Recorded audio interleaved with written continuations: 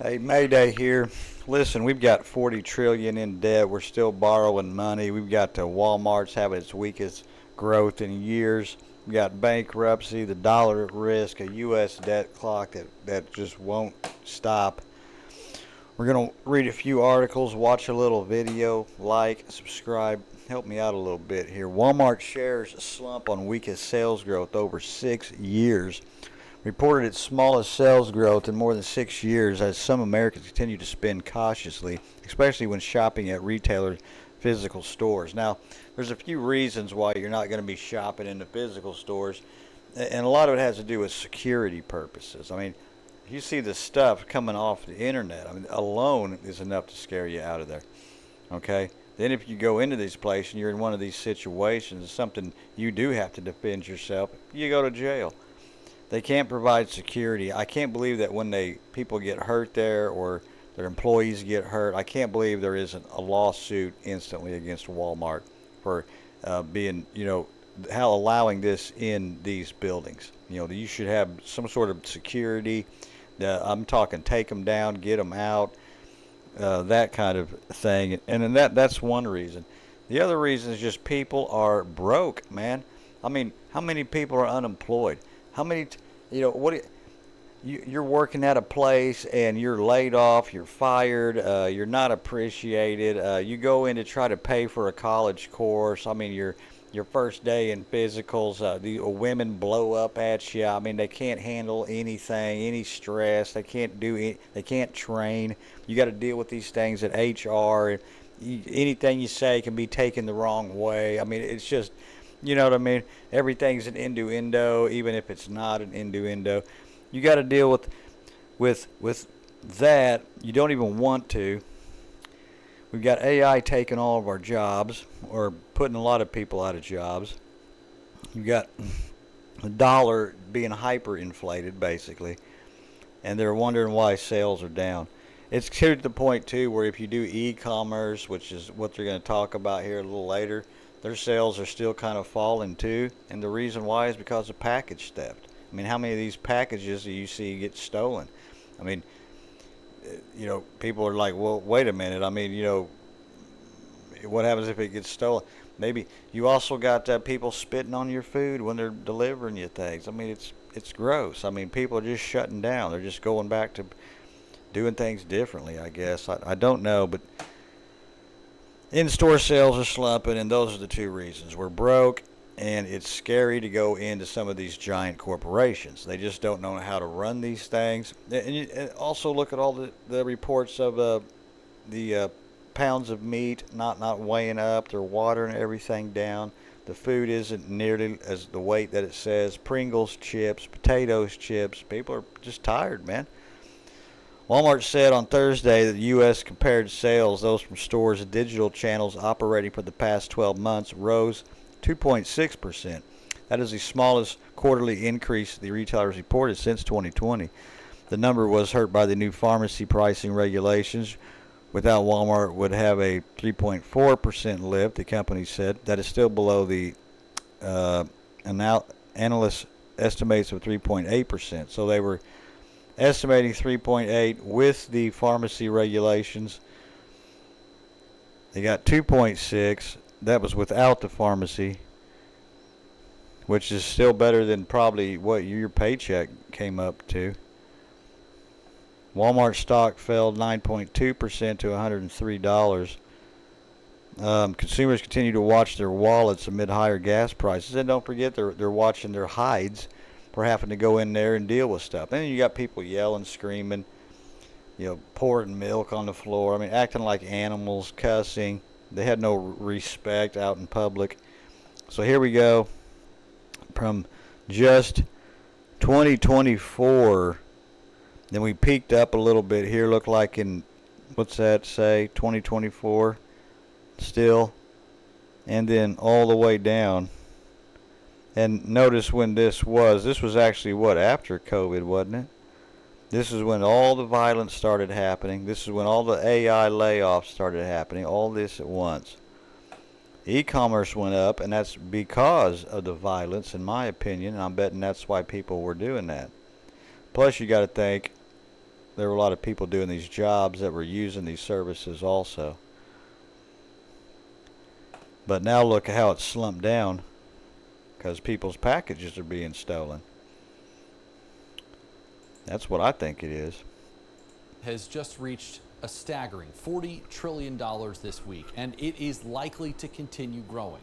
According to the U.S. Congress Joint Economic Committee, the debt has gone up $90,000 a second for the past year. But you may be asking yourself, a lot of us asking, how does this impact me? Joining me to try and explain all that, Don Boudreaux, chairman of the George Mason University Department of Economics. Don, thank you so much for being here on WJLA 24/7. My pleasure. Fortunately, I'm no longer chairman. I've given that up. Okay, previous chairman, let's leave it at that. Yeah. Let's jump in here, Don. What is the national debt, just for those who don't understand exactly what that means? It's the amount of money that the U.S. government owes to its creditors. And 40 trillion is the current amount. Now, 8 trillion of that is held internally, but about 32 trillion of the government, $32 trillion is owed by the government to other people, foreigners, Americans. It's huge. And a lot of folks, as we're looking live at the debt clock from usdebtclock.com, Don, how does this affect sort of the average family in their lives every day? Well, ultimately, it's going to affect, they have to pay it in taxes or in inflation. It affects families in many different ways. I'm going to show you how much you got to pay. Is that as the debt gets this big, it puts a constraint on the Federal Reserve, the institution that controls the money supply, to control inflation. Because as the debt gets larger, the government's paying interest on that debt. One way the Fed controls inflation is by raising interest rates. Well, when interest rates go up, that increases the debt burden that the government has in order to service that debt. And so there's political pressure when the debt gets really big for the Fed not to control inflation. And so that makes inflation worse in the future. Either way, higher taxes to repay the debt or a declining value of the dollar, higher living costs, or things that American families are going to pay in the future because of this uncontrolled spending. And I was just going to ask, but why has this gone up so precipitously? I remember seeing there was a clock when I was a kid in New York City on 42nd Street near Bryant Park, and you'd see the clock and you'd go by it like a few days a week and it would just continue to climb. Why has it gone up so precipitously? Because politicians spend other people's money. And at one point, there was a kind of culture that said, you don't overspend during peacetime. But that culture started to disappear in the 1960s, and it's just gotten worse. The Republicans at least used to pay lip service to fiscal responsibility, but even they no longer do so. And so when you're spending other people's money, you can borrow, you push the debt off to future generations, future taxpayers, and you get the benefits of the spending today. And so that encourages excessive spending today without the accompanying revenues to pay for that spending. And for those wondering, what can we do? Or are there 2 to 3 things we can do, the government can do, or anything we as taxpayers can do to fix this? Well, we could insist on having public officials who are more fiscally responsible. Unfortunately, I don't see that. I don't see that happening. What we can hope for is, just hope for people to become more politically and economically astute, to recognize that nothing is free. The government can pay for programs today with debt, pushing the bill off to future taxpayers. And if people come to realize that, hey, look, this is going to be me in the future, my children, my grandchildren, paying for that debt, maybe voters will become more resistant to deficit financing. But until they do so, politicians are going to be eager to turn to deficit financing because it allows them to get votes today. They get all the benefits of the spending, but the costs are pushed off into the future, and it makes the economy over the long run a lot less efficient. So living standards over time are going to decline because of this massive overhang of government indebtedness. And I think a lot of people would like that to be fixed, would like that number to go down. Anything else you'd like to add, Professor Boudreaux? So just 25 years ago, the debt was about 25% of U.S. GDP. Today, it's 100% of U.S. GDP.